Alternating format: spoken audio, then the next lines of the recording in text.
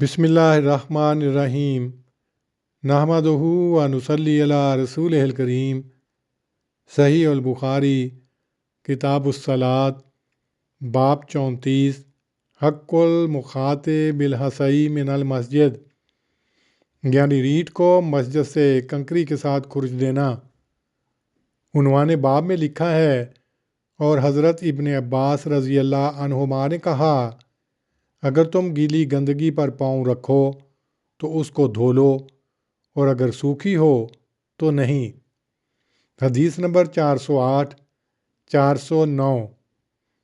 حضرت ابو ہریرہ رضی اللہ عنہ اور حضرت ابو سعید رضی اللہ عنہ نے بتلایا کہ رسول اللہ صلی اللہ علیہ وسلم نے مسجد کی دیوار پر کھنگار دیکھا تو آپ نے ایک کنکری لی اور اسے کھرچ دیا اور فرمایا، اگر تم میں سے کوئی کھنگارے تو اپنے منہ کے سامنے کھنگار نہ پھینکے اور نہ ہی اپنی دائیں طرف، اور چاہیے کہ وہ اپنی بائیں طرف یا اپنے بائیں قدم کے نیچے تھوکے۔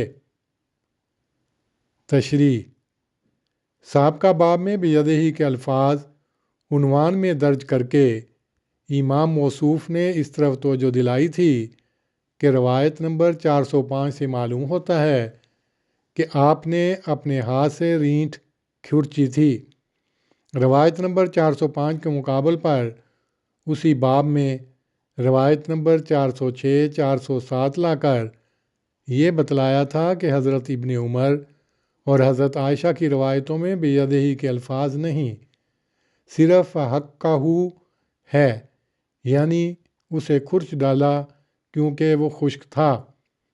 34ویں باب میں اسی روایت کی ایک اور سند نقل کی ہے، جس سے معلوم ہوتا ہے کہ آپ نے اسے کنکری سے کھرچا تھا۔ بے یدہی سے مراد یہ نہیں کہ ناخن سے کھرچا، بلکہ یہ مراد ہے کہ خود کیا تھا۔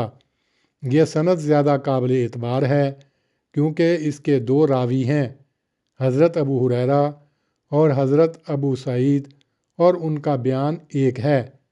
باب کے عنوان میں حضرت ابن عباس کا حوالہ دے کر ایک لطیف اشارہ کیا ہے کہ اگرچہ خشک رینٹ ایسی ناپاک نہیں کہ ہاتھ لگنے سے ہاتھ ناپاک ہو جائے، رینٹ چھوڑ خشک گوبر لگنے سے پاؤں ناپاک نہیں ہوتے، مگر روایت کے الفاظ صریح ہیں کہ کنکری سے آپ نے وہ رینٹ دور کی تھی، اور اس خشک رینٹ کے وجود کو بھی آپ صلی اللہ علیہ وسلم نے مسجد کے آداب کے منافی سمجھا۔ اللہم صلی علی محمد وعلی آل محمد کما صلیت علی ابراہیم وعلی آل ابراہیم انک حمید مجید۔